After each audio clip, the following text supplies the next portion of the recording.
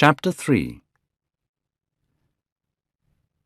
One afternoon, a month later, Dorian Gray was sitting in the little library of Lord Henry's house in Mayfair.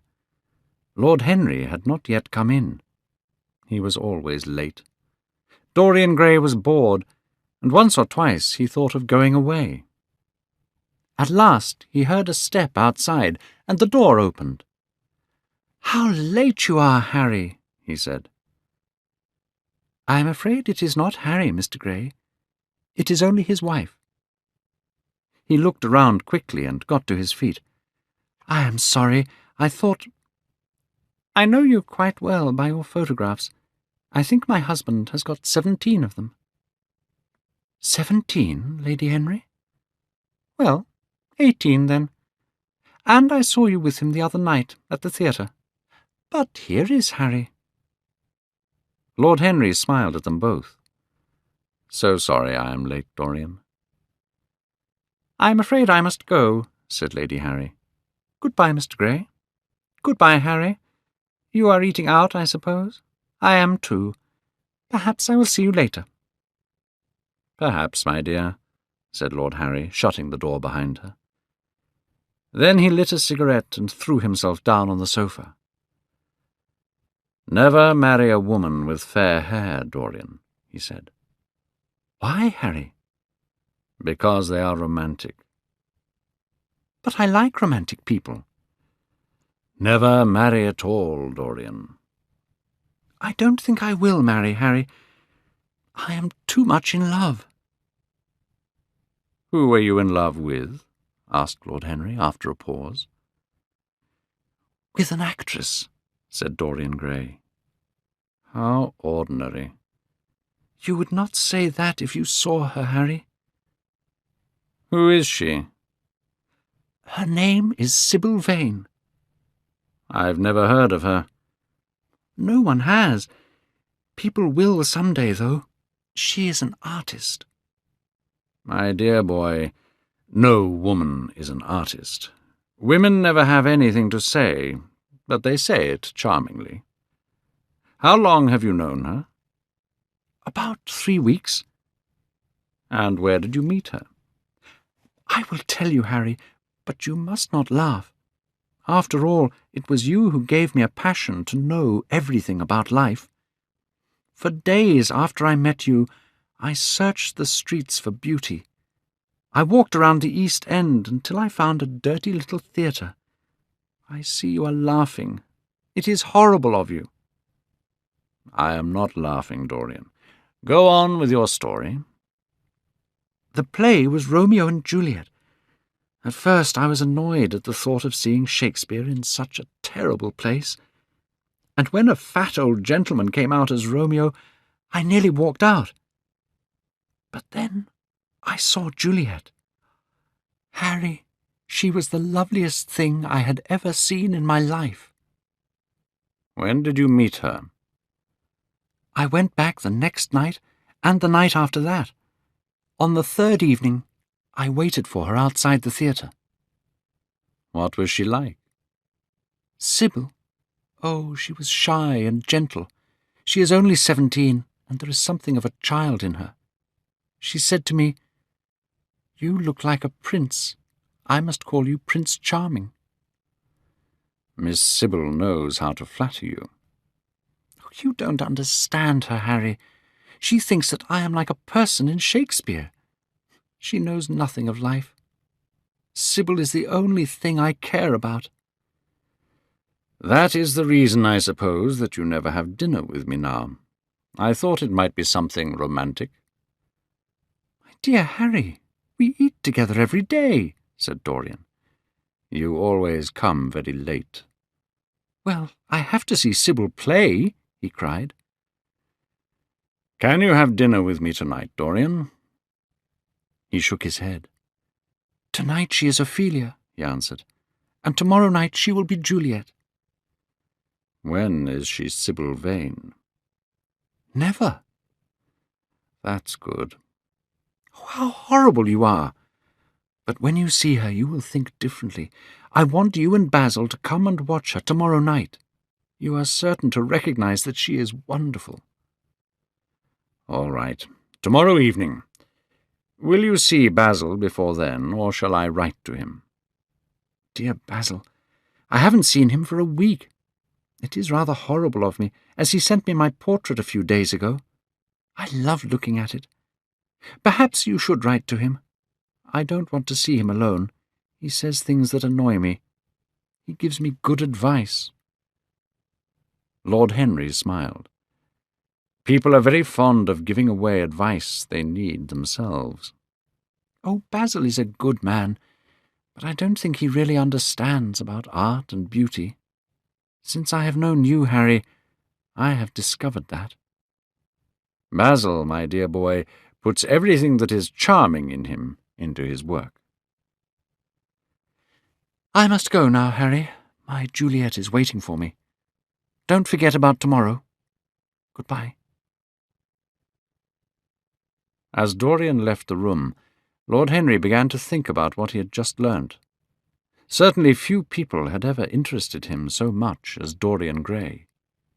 Yet the mad worship of this actress did not make him annoyed or jealous. He was pleased by it. It made the boy more interesting to study.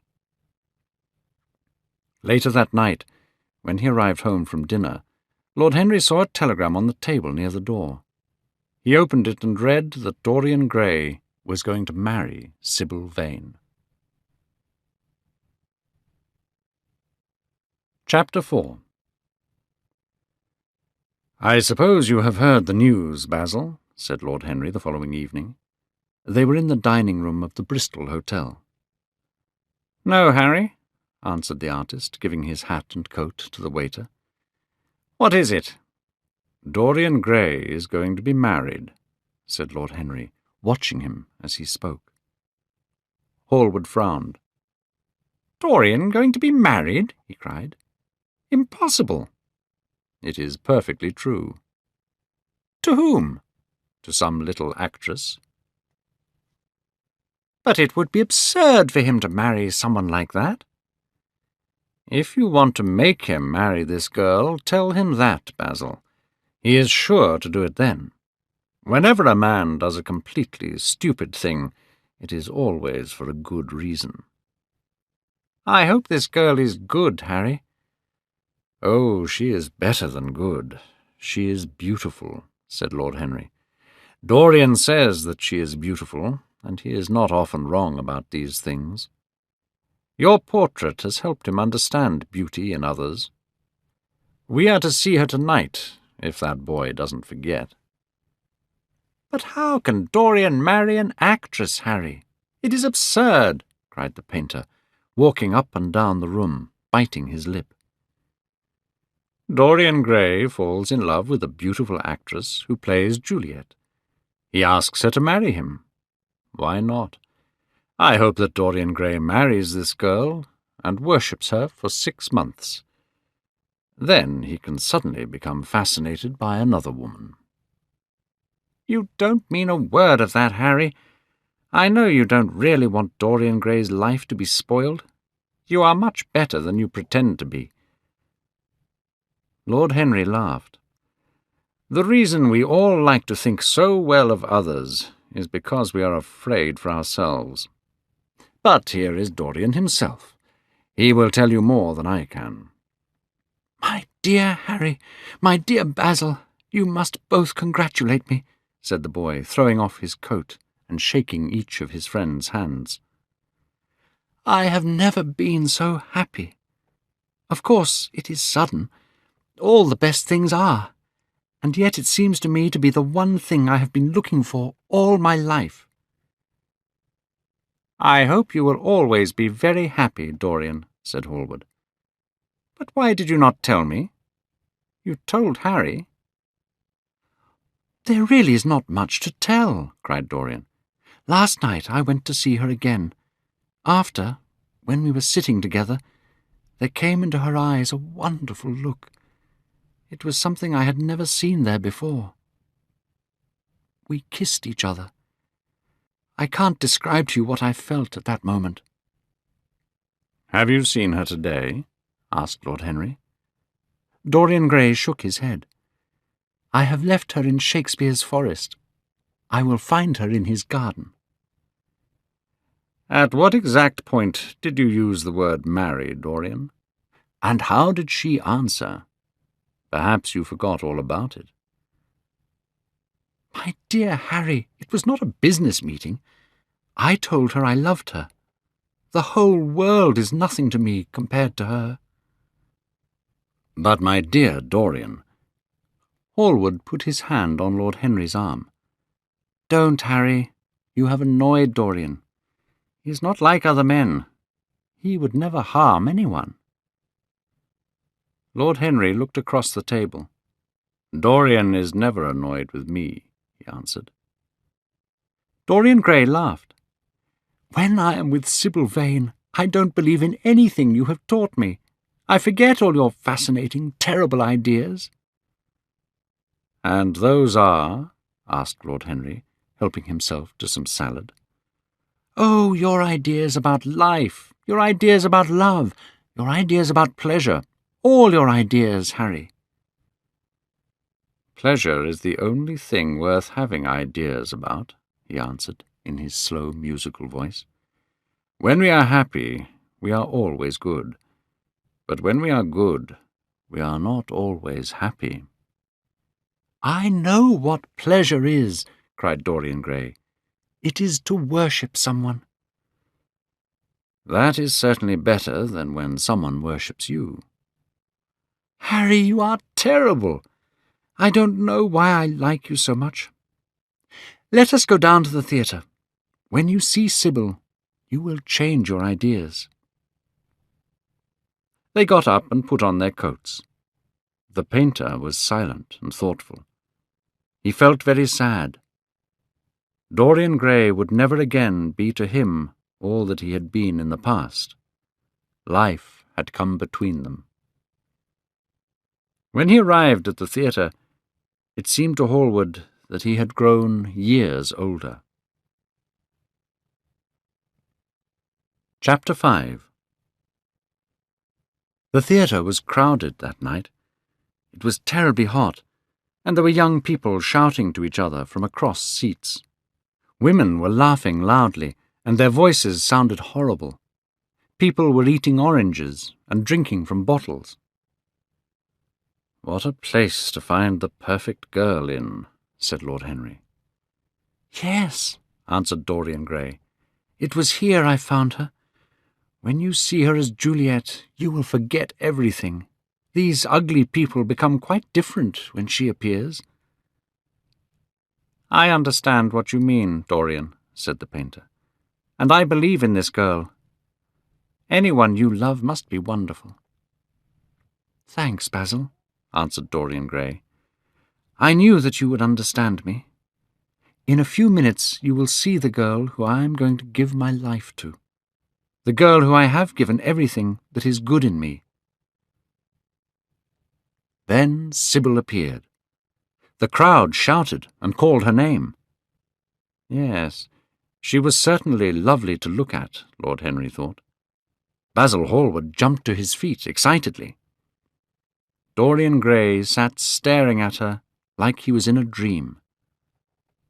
"Charming, charming," cried Lord Henry.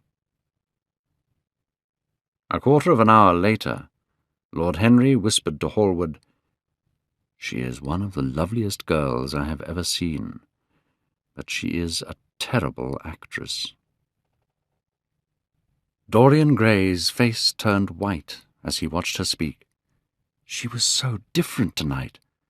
Now she was not Juliet, but a very bad actress who did not understand Shakespeare's words. Even the crowd became bored and began to talk loudly. The only person who did not seem to notice was the actress herself. Lord Henry got up from his chair and put on his coat. "She is beautiful, Dorian," he said, "but she can't act. Let's go." "I am going to stay until the end," answered the boy in a cold voice. "I am awfully sorry that I have made you waste an evening, Harry. I apologize to you both." "My dear Dorian, "Perhaps Miss Vane is ill," said Hallward. "We will come some other night." "Come to the club with Basil and myself. We will smoke cigarettes and drink to the beauty of Sybil Vane. She is beautiful. What more do you want?" "Go away, Harry," cried the boy. "I want to be alone. Can't you see my heart is breaking?" Hot tears came to his eyes as Lord Henry and Hallward left the theatre. When it was over, Dorian Gray rushed to see Sybil Vane. The girl was standing there alone, with a look of extraordinary happiness on her face. "How badly I acted tonight, Dorian," she cried. "Horribly," he answered, staring at her. "It was terrible. Are you ill? Why did you make me suffer like that?" The girl smiled. "Dorian, don't you understand?" "Understand what?" he asked angrily. "Why I was so bad tonight. Why I will always be bad. Why I will never act well again." "You are ill, I suppose. When you are ill, you shouldn't act. My friends were bored. I was bored." "Dorian, Dorian," she cried. "Before I knew you, acting was the one important thing in my life. It was only in the theatre that I lived. I thought that it was all true. Tonight, for the first time in my life, I saw that I was playing at love. Our love for each other is the only true love. Take me away with you, Dorian. I don't want to be an actress any more." He threw himself down on the sofa and turned away his face. "You have killed my love," he said quietly. Then he jumped up and went to the door. "My God, how mad I was to love you! What a fool I have been! You are nothing to me now. I will never see you again. I will never think of you. I will never speak to you again." The girl went white. "You are not serious, Dorian. You are acting," she whispered, putting her hand on his arm. He pushed her back. "Don't touch me," he cried. Then he turned and left the room. After walking the streets of London all night, he arrived home just after sunrise. As he passed through the library, he saw the portrait that Basil Hallward had painted of him. He stared at it in surprise and walked on into his bedroom. He took his coat off and stood next to his bed. A few moments later he returned to the picture and looked at it closely. In the poor light the face seemed to have changed a little. Now the mouth looked cruel. It was certainly strange. He walked to the window and opened the curtains. The light changed the room, but the face stayed the same. In fact, the sunlight made the mouth look even crueler.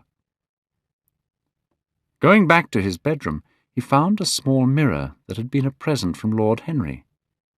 He looked at his real face and saw no sign of cruelty. What did it mean? He threw himself into a chair and began to think. Suddenly he remembered what he had said in Basil Hallward's house the day the picture had been finished. Yes, he remembered it perfectly. He had asked that the painting grow old so that he himself could remain young. But such things were impossible. It was terrible even to think about them. And yet there was the picture in front of him. There was the cruelty in the mouth. Cruelty. Had he been cruel? No, why think about Sybil Vane? She was nothing to him now. But the picture, what was he to say of that? It held the secret of his life and told his story. It had taught him to love his own beauty. Would it teach him to hate his own soul? Would he ever look at it again? He would save himself. He would not see Lord Henry again. He would go back to Sybil Vane, marry her, and try to love her again. She had suffered more than he had. Poor child. He had been selfish and cruel to her. They would be happy together. His life with her would be beautiful and pure. He got up from his chair and covered the portrait. How horrible, he said to himself, and he walked across to the window and opened it. When he stepped out onto the grass, he took a deep breath. He thought only of Sybil. The birds that were singing in the garden seemed to be telling the flowers about her. Chapter 6. It was nearly 1 o'clock the next afternoon when he woke up. His servant brought him a cup of tea and some letters. One of them was from Lord Henry, and had been brought by hand that morning. He put it to one side. He went into the library for breakfast, feeling perfectly happy. Then he saw the open window and the covered portrait. Was it all true, or had it just been a dream? But he remembered that cruel mouth so clearly. Dorian Gray sent his servant away and locked all the doors. Then he pulled the cover off the painting and saw himself face to face. It was true. The portrait had changed. For hours he did not know what to do or think. Finally, he went over to the table and wrote a passionate letter to the girl he had loved. He asked her to forgive him for the terrible things he had said to her. Suddenly, he heard a knock on the door, and he heard Lord Henry's voice outside. "My dear boy, I must see you. Let me in at once." He made no answer, but remained quite still. The knocking continued and grew louder. Yes, it was better to let Lord Henry in. He would explain to him the new life he was going to lead. He jumped up, covered the picture, and opened the door. "I am sorry about it all, Dorian," said Lord Henry as he entered. "But you must not think too much about it." "Do you mean about Sybil Vane?" asked the boy. "Yes, of course," answered Lord Henry, sitting down and slowly pulling off his yellow gloves. "It is terrible, but you are not to blame. Tell me, did you go behind and see her after it was over?" "Yes." "I felt sure that you had. Did you have an argument?" "I was cruel, Harry, terribly cruel. But it is all right now. I am not sorry for anything that has happened. It has taught me to know myself better." "Oh, Dorian, I am so glad that you see it that way." "I want to be good, Harry. I don't want my soul to be ugly. I am going to marry Sybil Vane." "Marry Sybil Vane?" cried Lord Henry, standing up and staring at him in surprise. "But, my dear Dorian—" "Yes, Harry, I know what you are going to say. Something horrible about getting married. Don't say it. Sybil will be my wife." "Your wife? Dorian, didn't you get my letter? I wrote to you this morning." "Your letter? Oh, yes, I remember. I have not read it yet, Harry." "You know nothing yet, then?" "What do you mean?" Lord Henry walked across the room and sat down next to Dorian Gray. Taking both his hands in his own, he held them. "Dorian," he said, "my letter was to tell you that Sybil Vane is dead." A cry of pain came from the boy's lips, and he jumped to his feet. "Dead? Sybil dead? It is not true. It is a horrible lie." "It is true, Dorian," said Lord Henry. "It is in all the morning newspapers. The police will be asking questions, and you must keep your name out of any scandal. Things like that make a man fashionable in Paris, but in London they are a disaster for any gentleman. I suppose they don't know your name at the theatre?" If they don't, it is all right. Did anyone see you going round to her room?" Dorian did not answer for a few moments. Finally, he said in a strange voice, "Harry, did you say that the police are asking questions? What did you mean by that? Did Sybil— Oh, Harry, this is terrible." "I am sure that it was not an accident, though it must be described that way officially. She swallowed something horrible they use at theatres." "Harry, Harry, it is terrible," cried the boy. "Yes, it is very sad, of course, but it is nothing to do with you. Come with me to dinner, and after we will go to the theatre." "So I have murdered Sybil Vane," said Dorian Gray, half to himself. "Yet the roses are not less lovely. The birds still sing happily in my garden. And tonight I will have dinner with you and go to the theatre. How extraordinary life is. My first passionate love letter was to a dead girl. Yet why is it that I cannot feel this tragedy as much as I want to? I don't think I am heartless. Do you?" "You have done too many foolish things in the last fortnight to be heartless, Dorian," answered Lord Henry, with his sweet, sad smile. The boy frowned. "I don't like that explanation, Harry," he said. "But I am glad you don't think I am heartless." "A woman has killed herself for the love of you," said Lord Henry. "That is very beautiful." They were silent. The evening darkened in the room. After some time, Dorian Gray looked up. "How well you know me. But we will not talk again of what has happened. It has been something wonderful. That is all. Now I have to dress, Harry. I feel too tired to eat anything. But I will join you later at the theatre." As Lord Henry closed the door behind him, Dorian rushed to the portrait and tore off the cover. No, there was no further change in the picture. It had received the news of Sybil Vane's death before he had known of it himself. Tears came to his eyes as he remembered her. He brushed them away and looked again at the picture. He felt the time had come to choose. Or had he already chosen? Yes, life had decided that for him. The portrait was going to carry his shame. That was all.